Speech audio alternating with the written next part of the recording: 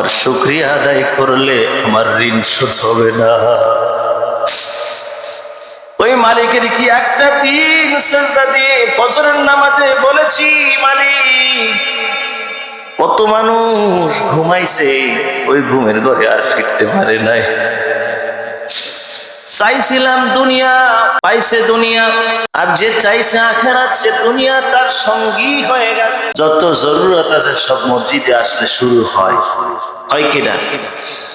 যত টেনশন আছে সব টেনশন শুরু হয় মসজিদে আসলে। মসজিদে আসলে কলকারখানা, তারপরে অফিস আদালত, তারপরে পরিবারের চিন্তা, সব চিন্তা শুরু হয় মসজিদে আসলে। হয় কিনা ভাইয়ারা আমার? এই মসজিদটাকে আমরা ওইভাবে বানিয়ে ফেলেছি, কিন্তু মসজিদের মধ্যে শুধু আল্লাহ পাওয়ার চিন্তা করা উচিত। মসজিদে আল্লাহ আপনার, আল্লাহর জন্য আপনি হয়ে যান, আল্লাহ আপনার জন্য হয়ে যাবেন। জাগতিক ব্যবসা বাণিজ্য মসজিদ থেকে বের হবেন, সব সহজ করে দিবে। বলুন না সুবহানাল্লাহ। কর্মসংস্থান, আপনি এখান থেকে বের হলেন, আল্লাহ তাআলা বলছেন নামাজ আদায় করার পরে তোমরা জমিনে ছড়িয়ে পড়ো রিজিকের জন্য। আমি আল্লাহ রিজিক তোমাদের জন্য ছিটিয়ে রেখেছি, তোমরা যার যার প্রয়োজন অনুযায়ী রিজিক তোমরা পেয়ে যাবে। বলুন সুবহানাল্লাহ। কেউ যে ইচ্ছা করে বেশি নেবে এরকম কোনো সুযোগ নাই।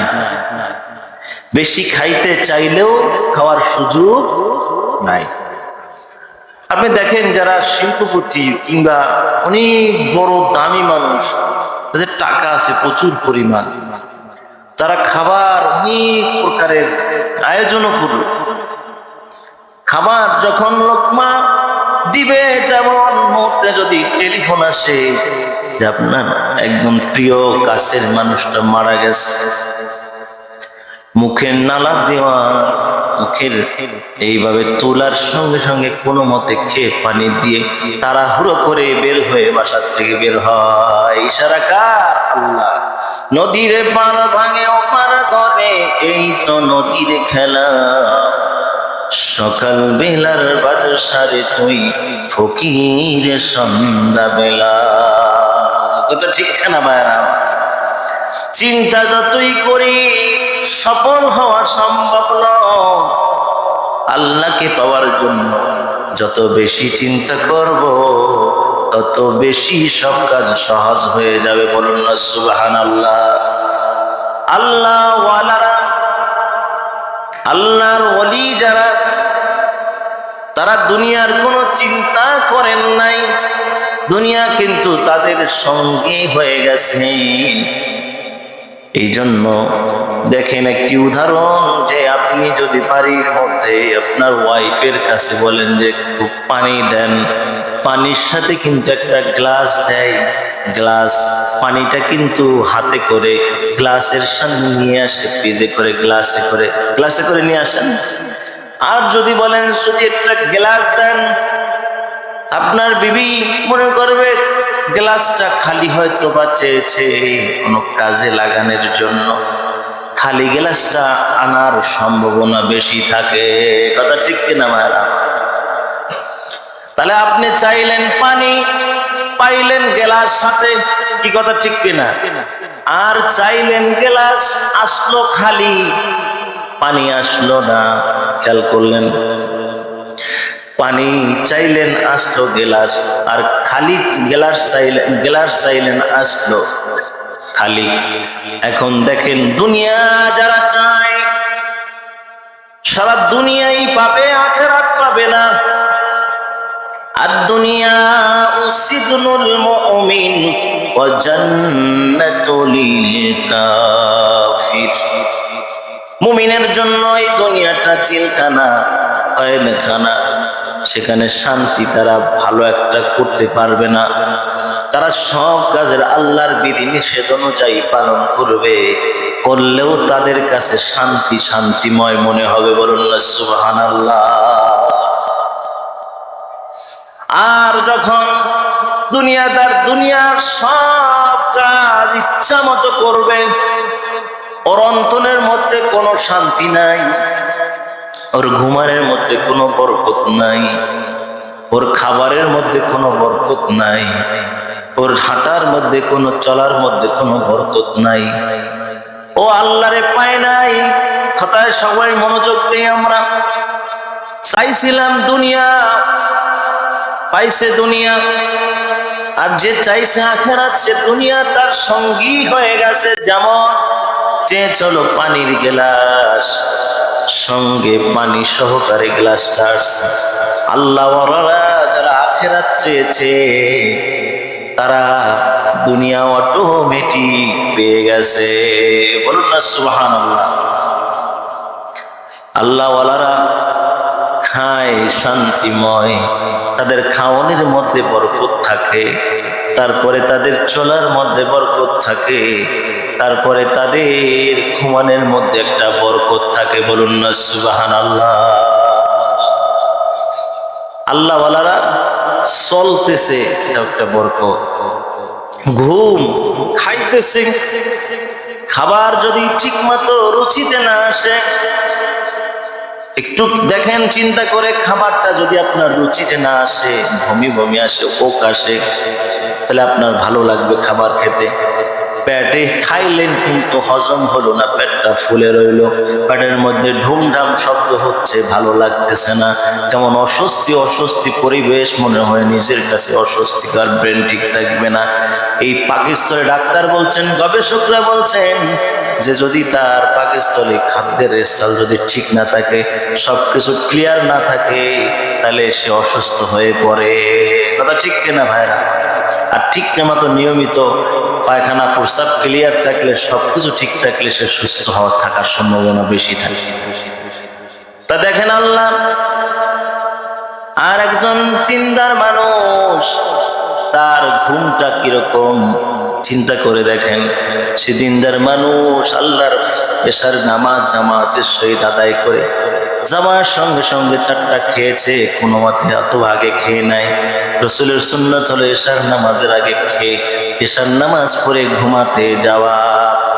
এশার নামাজের পরে ঘুমাতে যাওয়ার সঙ্গে সঙ্গে বালিশে মাথা ভাঙানোর পরে কি সুন্দর আরাম প্রিয় ঘুম হয়ে যায়। বলুন না সুবহানাল্লাহ।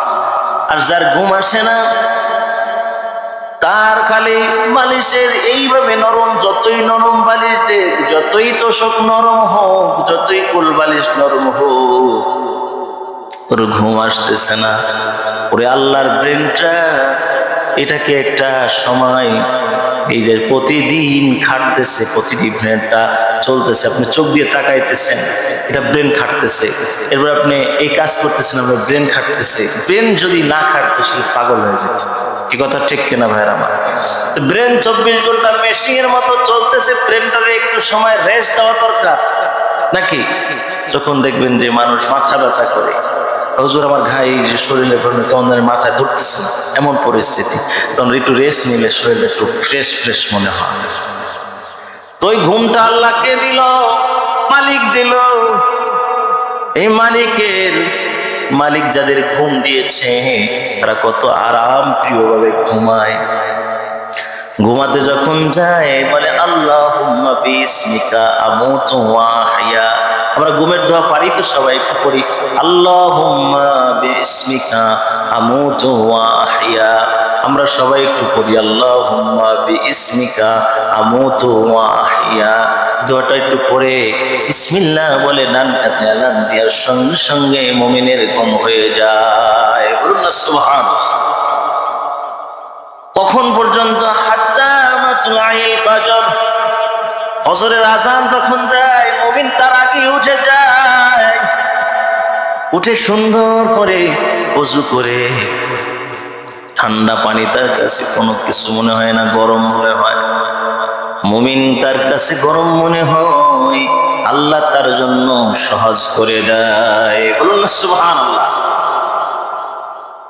এটা আপনি ঠান্ডা যখন মনে করবেন তখন আপনার কাছে ঠান্ডা, যখন কোনো কিছু থেকে ভয় পান তখন ভয় পাইতে পাইতে আপনার অন্তরের মধ্যে ভয় ঢুকে যায়।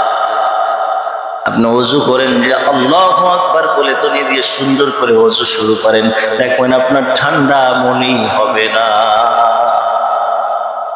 কি সুন্দর পানি দিয়ে ওযু কইরা ফজরের নামাজ যখন শুরু করে,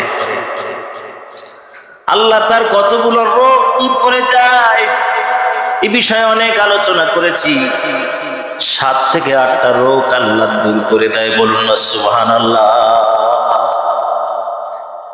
এই যে শ্বাস নিঃশ্বাসটা, এটা একটি বড় ধরনের নিয়ামত, বলুন না সুবহানাল্লাহ। একটু জোরে কর না সুবহানাল্লাহ। এই জন্য বলছি, আপনার মোটরসাইকেল চালান কিংবা যে কোনো গাড়ি চালান, গাড়ির সাথে একটা দেখবেন ডাস্ট দেওয়া থাকে। পাওয়ার ফিল্টার বলা হয়, এয়ার ফিল্টার বলা হয়, যে কোনো ফিল্টার বলা হয়। আপনার একটা ফিল্টার আছে, নাক থেকে বাতাসটা টাইনা নিয়ে ফুসফুসের মধ্যে ঢুকায়া সুন্দর করে ক্লিন করে আবার যেইগুলো অপবিত্র আছে সেগুলো প্রতিদিন ক্লিন করে ছেড়ে দেয়, বলুন না সুবহানাল্লাহ। সে আল্লাহর কুদরতি কদমে সিজদা দিয়ে কি একবার শুকরিয়া আদায় করেছি? একটু চিন্তা করেন, অক্সিজেন যদি কিনা লাগতো, কত বিলিয়ন অক্সিজেন কিনলে আমি সহজে বেঁচে থাকতে পারতাম। বসুন্ধরা গ্রুপের মতো বড় বড় ইন্ডাস্ট্রির মালিকেরা করুণায় এখানে আইসিইউ লাগাইয়া অভাবে মারা গেছে কিনা 2 ভাই বাঁচার জন্য অনেক চেষ্টা করছে, কিন্তু আল্লাহ তাআলা তার অক্সিজেনের টাকা আছে কিন্তু অক্সিজেন নাই, সংকট দেখা দিয়েছে। ভাইরা আমার, কত টন অক্সিজেন আমরা গ্রহণ করেছি। ওই মালিকের কি একবার সিজদা করে বলেছি, আল্লাহ এত নাজ নেয়ামত দিয়েছো, তোমার শুকরিয়া আদায় করলে আমার ঋণ শোধ হবে না। ওই মালিকের কি একটা দিন সিজদা দিয়ে ফজরের নামাজে বলেছি, মালিক কত মানুষ ঘুমাইছে, ওই ঘুমের ঘরে আর ফিরতে পারে নাই। ঘুমটা এমন হয়ে যায় কার জন্য চিরদিনের জন্য ঘুম হয়ে যায়। ওই মালিক যে আপনাকে ভালোবেসে মহব্বত করে আবার জাগিয়ে দিয়েছে, বান্দা তোমার রূহ তোমার কাছে পৌঁছে দিয়েছে। বান্দা ওঠো, তুমি ইচ্ছা মতো চলো না, ইচ্ছা মতো চলাফেরা করো না। আমি যেই মাটি থেকে হাঁটি, মাটি যখন ঘর থেকে সর্বপ্রথম অফিসের উদ্দেশ্যে বের হয়, তখন মাটি বলতেছে, আল্লাহর বান্দা, আল্লাহ আমার এই মাটি দিয়ে তোমারে বানাইছে, তুমি এই আল্লাহরে সিজদা করে না করে তুমি ঘর থেকে বের হয়েছো, ও নাফরমান, তুমি কি আবার কি আমার বুকের মধ্যে তুমি আসবা না? আসলে আমি এর পুঙ্খানো জবাব তোমার কাছ থেকে নিব। ভাইরা আমার, যে কথাগুলো বুঝাতে চাই, কসুর মতো কসু হলে অল্প জানে সিজে, মানুষের মতো মানুষ হলে অল্প কথাই বুঝে। আল্লাহ অক্সিজেন দিল, এই অক্সিজেন প্রতিদিন এয়ার ফিল্টারটা চেঞ্জ করেন, মাসে, সপ্তাহে, বছরে মোটরসাইকেলের গাড়ি, কিন্তু আপনার কোন ফিল্টারটা কেরা চেঞ্জ করে দিয়েছে? কোনো চেঞ্জ করা লাগছে? কোনো দিন আল্লাহ 65 বছর, 63 বছর, 100 বছর বাঁচায়, 150 বছর বাঁচায় রাখে, তার মধ্যে আল্লাহ কই অক্ষত রেখেছে, কোনো ফিল্টারের কোনো সমস্যা হয় না। ফজরের নামাজে যারা সিজদা দেয়, আল্লাহ কয় ওদের ফিল্টারটা একবারে অক্ষত রাখবি, ফেরেশতারা তোরা নিজ কুদরতি হাতে পরিষ্কার করে দে, বলুন না সুবহানাল্লাহ। একটু জোরে কর না সুবহানাল্লাহ। নামাজ না পড়ে যখন বের হয় তখন মাটি সিগন্যাল দেয়। মাটি কি করে? সিগন্যাল দেয়। রাস্তায় যে কুকুর আছে, কুকুর দেখছেন? মহল্লার মধ্যে দেখ, কুকুরের সামনেতে যান, কুকুর বলে হায় হায়, এত সুন্দর তোমারে আল্লাহ বানাইলো, এত সুন্দর চেহারা দিয়ে আল্লাহ তোমারে বানাইলো, সারা রাত আমি তোমার এলাকা মহল্লা পাহারা দিয়েছি, তুমি নীরবে, তোমার নীরবে নিস্তব্ধ ভাবে ঘুমাবা, চোরে ডিস্টার্ব করবে না, ডাকাতে ডিস্টার্ব করবে না। আমি পাহারাদারের কাজ করেছি শুধু একটা আশায়, তুমি আমার মালিকের সেজদা করবা। আমি সেই আশায় তোমার জন্য এই খেদমতটা করেছিলাম। ও নাফরমান, তুমি এই মালিককে সেজদা করলে না, ওই মালিকের তুমি চিনলা না। এর মতো নাফরমান আর দুনিয়ায় বেঁচে থাকা, আল্লাহর জমিনে থাকা, এটা বড়ই অসৎ। এই বলে কুকুর পর্যন্ত আপনার জন্য বদদোয়া করে। 18,000 মাখলুকাত যেই মুমিনের জন্য দোয়া করে দৈনন্দিন, আল্লাহ আপনার সৃষ্টির শ্রেষ্ঠ জীব মানব, এই মানবের জন্য আমাকে সৃষ্টি করেছেন, আমাকে তাদের খেদমতের জন্য সৃষ্টি করেছেন। খাদেম হিসেবে আমরা আছি, কিন্তু এই 18,000 মাখলুকাত আবার বদদোয়া করে যারা ফজরের নামাজ পড়ে না, যারা জোহর পড়ে না, যারা আসর পড়ে না, যারা মাগরিব পড়ে না, যারা এশা পড়ে না, এভাবে করে করে 18,000 মাখলুকাত তাদের জন্য 18,000 বার বদদোয়া করে। ভাইরা আমার, এত ওয়াজ এত নসিহত করা হয়, শুনি কিন্তু মানে না। অন্তরটা গুনাহ করতে করতে জং ধরে গেছে, কলব মরে গেছে। সুম্মুম বুকমুন উমিয়ুন ফাহুম লা ইয়ারজিউন, কলবের মধ্যে এমন জং ধরেছে, তালা মেরে দিয়েছে। ওই তালা খোলার একমাত্র তওবাতুন নাসুহা। বুঝাইতে পারলাম? তওবাতুন নাসুহা করতে হবে, যাদের চোখে পানি আসে না, যাদের আল্লাহর ভয় না, যাদের আল্লাহর ভয় আসে না, তারা একটু তওবা করেন। আস্তাগফিরুল্লাহ রাব্বি মিন কুল্লি জামবি ওয়া আতুবু ইলাইহি লা হাওলা ওয়ালা কুওয়াতা ইল্লা বিল্লাহিল আলিয়্যিল আযীম। আল্লাহ না জানিয়া করছি গুনাহ, জানলে করতাম না বলে একটু আল্লাহর কাছে বলেন, আল্লাহ না জানিয়া করছি গুনাহ, বুঝলে করতাম না।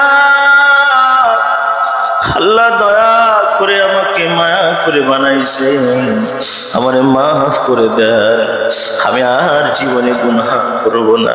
এভাবে আল্লাহর কাছে মসজিদে বসে নিজে নিরাবিল নিস্তব্ধ জায়গায় বসে আল্লাহর কাছে চোখের পানি ছেড়ে দেন, আল্লাহ আপনার জীবনের গুনাহ খাতাগুলো মাফ করে দিবে। বলুন না সুবহানাল্লাহ, জোরে বলুন না সুবহানাল্লাহ।